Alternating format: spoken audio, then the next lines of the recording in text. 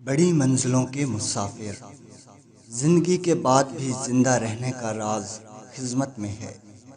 سردیوں کی ٹھنڈی شام اور تاحد نگاہ قبریں میرے سامنے تھیں، دونوں مل کر میری اداسی اور تنہائی کو بڑھانے میں مصروف تھیں۔ لیکن سامنے بیٹھے بزرگ کی آواز میرے لیے امید کا چراغ تھی۔ 7 دن کی خاموشی آج ٹوٹی اور میں اپنی عرضی کو آج پیش کر رہا تھا۔ ایک سوال کے جواب کے لیے لمبا انتظار کرنا پڑا۔ پورے 7 روز میں شام 5 بجے سے رات 12 بجے تک ان کے سامنے بیٹھ جاتا اور ایک ہی سوال دہراتا کہ زندگی میں اتنے مسائل، دکھ اور رکاوٹیں کیوں ہیں؟ وہ خاموشی سے سر ہلا کر آنکھوں کے اشارے سے انتظار کرنے کو کہتے۔ میں نے زندگی میں پہلی بار محسوس کیا کہ ابلاغ الفاظ اور جملوں کے بغیر بھی ممکن ہے، کیونکہ اس کا عملی مظاہرہ میرے سامنے 7 دن سے ہو رہا تھا۔ آخر وہ 8ویں روز بولے اور ان کا بولنا ایسے ہی لگا جیسے ایک ادھوری عمارت مکمل ہو گئی ہو۔ وہ بولے، بیٹا، یہ قبرستان دیکھو، یہاں کتنے لوگ دفن ہیں، لیکن ان کو کوئی دکھ نہیں، کوئی رکاوٹ اور کوئی مشکل اب ان کے راستے میں نہیں کھڑی۔ مسائل، رکاوٹیں اور پریشانیاں تو صرف زندہ لوگوں کو پیش آتی ہیں، اور یہی زندگی کی اصل قیمت ہے۔ یہ رکاوٹیں بدل بدل کر آتی ہیں، کبھی تنقید کرنے والوں کی شکل میں، کبھی ناموافق حالات کی شکل میں، کبھی اپنی نااہلی اور کبھی دوسروں کی نالائقی کی شکل میں۔ کئی دفعہ یہ حاسد کے روپ میں بھی ظاہر ہو جاتی ہے۔ کبھی کسی کی نہ سمجھی راستے کی رکاوٹ بن جاتی ہے، اور تو اور کبھی ہم خود ہی اپنے راستے کی رکاوٹ بنے ہوتے ہیں۔ بیٹا، یہ کبھی نہ بھولنا کہ یہ سب بڑی منزل کے مسافر کے راستے کے امتحان ہیں۔ یہی تو فیصلے کا وقت ہوتا ہے کہ آپ بڑی منزل کے مسافر بننا چاہتے ہیں یا عام سی زندگی گزار کر جانا چاہتے ہیں۔ باہر اندھیرا اور میرے اندر روشنی بڑھنے لگی۔ بابا جی دوبارہ بولے، بیٹا، درویش واصف علی واصف نے ہی تو کہا ہے کہ بڑی منزلوں کے مسافر چھوٹے جھگڑوں میں نہیں پڑتے اور نہ ہی دل چھوٹا رکھتے ہیں۔ بابا جی دوبارہ خاموش ہو گئے تو مجھے اس وقت یہ علم ہوا کہ روح کی خوراک اور روح کا ہاضمہ کیا چیز ہے۔ وہ جملے جو آنکھوں کو نم کرتے ہیں وہ روح تک سرایت کر جاتے ہیں، خیالات بدل دیتے ہیں، اور خیال کا بدلنا آپ کا حال اور مستقبل کو بدل دیتا ہے۔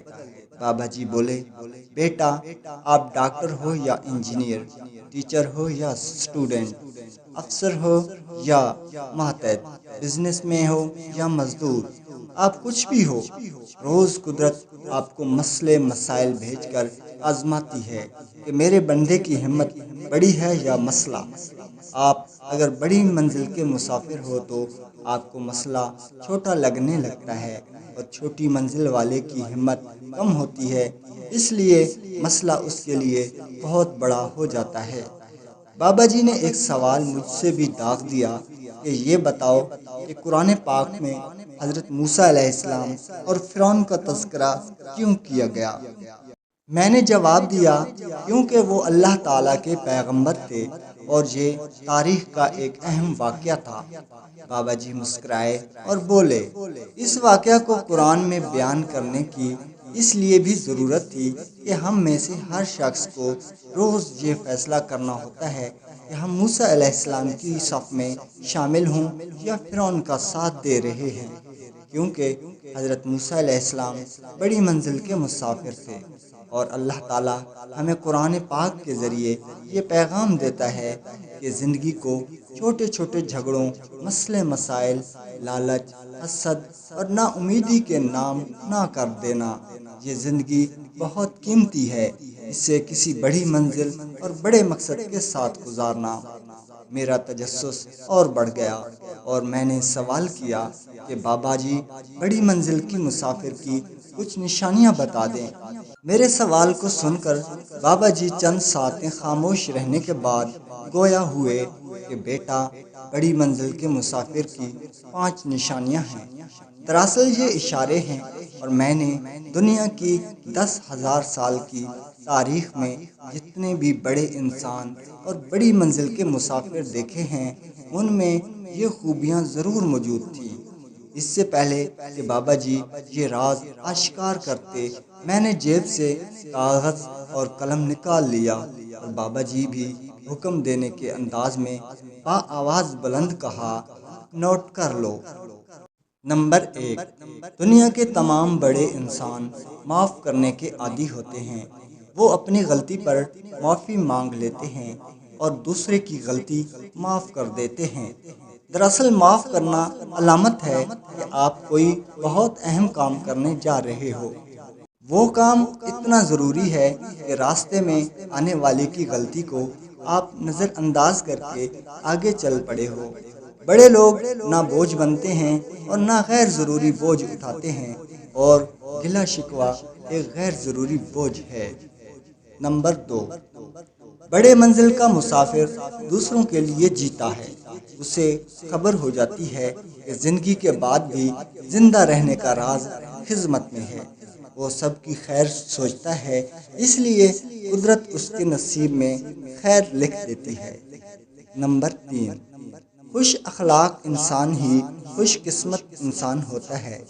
تاریخ گواہ ہے کہ آج تک کسی خوش مزاج انسان کو اپنی قسمت پر نہیں رونا پڑا۔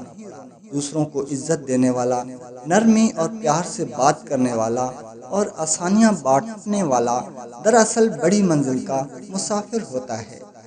نمبر 4، بڑی منزل کا مسافر سب میں رہتا ہے، سب میلے دیکھتا ہے، لیکن اس کی نظر اپنی آخری منزل پر ہوتی ہے۔ جناح سے کسی نے پوچھا کہ اگر آپ ہار گئے؟ جناح نے اعتماد سے جواب دیا کہ اتنا ہی کافی ہوگا کہ روز قیامت میرا اللہ کہہ دے کہ جناح تم نے کمال کیا۔ آخری منزل پر نظر آپ کو چھوٹی موٹی ہار جیت سے نکال دیتی ہے۔ نمبر 5، بڑی منزل کا مسافر اس کام کو تلاش کر لیتا ہے جس کے لیے اسے دنیا میں بھیجا گیا ہے۔ اپنی شناخت کے بغیر کوئی انسان عظمت حاصل نہیں کر سکا۔ کامیابی کا سفر خود شناسی سے شروع ہوتا ہے، اور خود شناسی کسی خود شناس سے شروع ہوتی ہے۔ بابا جی خاموش ہو گئے اور میرا قلم بھی رک گیا۔ میں نے تھوڑا انتظار کیا کہ شاید مزید کچھ ارشاد فرمائیں، لیکن انہوں نے ہاتھ سے اٹھنے کا اشارہ کیا اور ساتھ ہی یہ بھی کہا، یہ باتیں تیسرا حصہ تھیں۔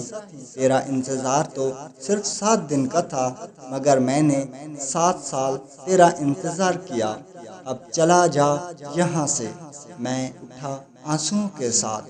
یہ آنسو شکریہ اور سرشاری کے آنسو تھے، ساتھ ہی ساتھ اس عزم کے بھی کہ میں اب بڑی منزل کا مسافر بنوں گا۔ ناظرین، قاسم علی شاہ کی یہ کتاب آپ کے ساتھ مکمل شیئر کی جائے گی انشاءاللہ تعالی۔ ہمارے چینل کو سبسکرائب کیجئے، ہماری نیکسٹ ویڈیو کا انتظار کیجئے۔ اللہ نگہبان۔